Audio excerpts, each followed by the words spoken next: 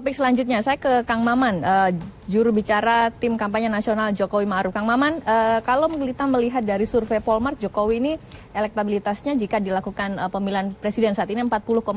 Artinya memang Mas unggul, tapi tidak aman. Ya. Yang pertama tentu kita menghormati integritas, proporsionalitas, dan juga independensi dari seluruh lembaga survei.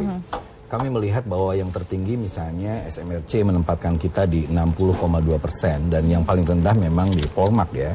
Tapi kami merata-ratakan kemenangan dari pasangan 01 ini Jokowi Amin di 55,2% lawan 32,7%. 55,2%. Okay. Jadi dirata-ratakan ya dari seluruh lembaga survei. Nah, apapun hasilnya, sebenarnya seluruh lembaga survei ini di kantor kami di HN itu dijadikan acuan karena ada beberapa misalnya LSI dengan Polmark melihat ada hal yang menarik. Misalnya Polmark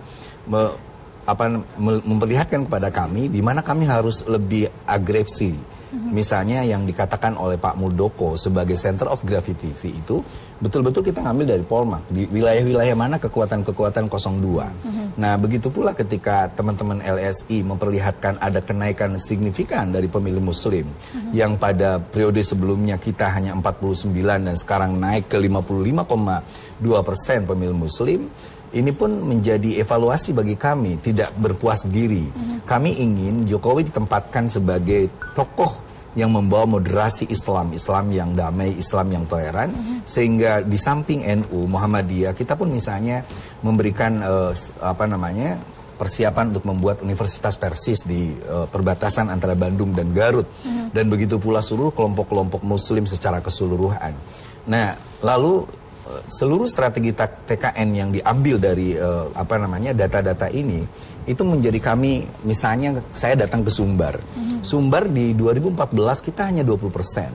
Akhirnya saya bikin rumah kerja relawan di tiap kecamatan, lalu teman-teman masuk ke sana dan alhamdulillah termasuk Kaltim misalnya. Besok saya ke Kaltim pagi-pagi. Kaltim yang kita pernah kalah hari ini dengan semangat yang tinggi untuk memenangkan Kaltim dan kelihatan mulai hasilnya. Nah itu semua kami ambil dari teman-teman ini. Jadi kita terus.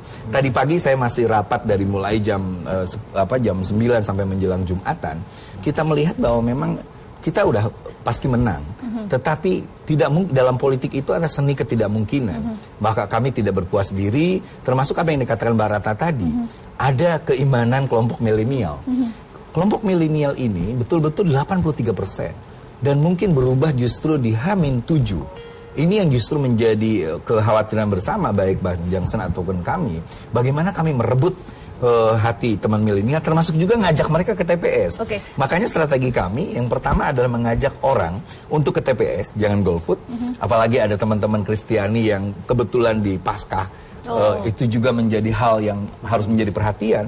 Yang kedua adalah meyakinkan bahwa Pilpres ini adalah betul-betul kontestasi demokrasi, bukan perang, tidak perlu tegang, tidak perlu menyerang juga, nggak perlu juga pakai sabu kan, biasa aja jalan dan tersenyum dan lain sebagainya. Nah artinya saya ingin mengatakan survei-survei ini akan terlihat lebih menarik nanti justru pasca debat keempat. Karena ada satu debat di ujung yang kami ataupun jagoannya Bang Jansen itu tidak bisa memperbaikinya kalau berbuat kesalahan. Kesalahan statement, keributan apapun. Jadi betul-betul di survei keempat itulah kita akan melihat sampai sejauh mana kami presentasi kemenangan kami. Seperti itu. Oke, saya kembali ke Mas Michael. Menarik apa yang disampaikan Kang Maman. Kang Maman tadi mengatakan bahwa debat itu nanti juga sangat pengaruh dengan hasil akhir. Dan H-7 itu apalagi untuk menentukan suara milenial. Debat, sejauh mana debat itu pengaruh untuk bisa menentukan suara swing voter yang selama ini terjadi? Ya, pengalaman di survei, di pengalaman Pilkada 2017 di DKI, itu debat sangat menentukan. Di 2017, Polmark Indonesia saat itu memang terlibat langsung dalam pemenangan Anies Sandi. Dan persiapan debat itu memang disiapkan dengan matang, karena memang survei-survei yang kita lakukan mencatat bahwa banyak pemilih yang nanti akan menentukan pilihannya setelah mendengar debat terakhir.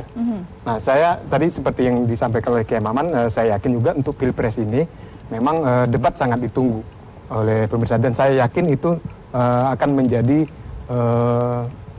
kerja terakhir buat masing-masing tim ses untuk memenangkan pertarungan. Tapi dari hasil survei juga kita melihat memang bahwa penonton televisi memang besar. Penonton televisi. Jadi televisi saat ini memang sangat atraktif. Kemudian tadi saya mau sedikit menanggapi soal sosial media. Di Indonesia ini memang sosial media, pengguna sosial media itu masih sekitar kurang dari 30%. Jadi sosial media pun atraktif. Tadi Bang Jansen menyampaikan bahwa menggunakan sistem Google Trend. Itu yang terbaru. Di Amerika, zaman now itu. Di Amerika pengguna sosial media itu udah sangat besar sekali.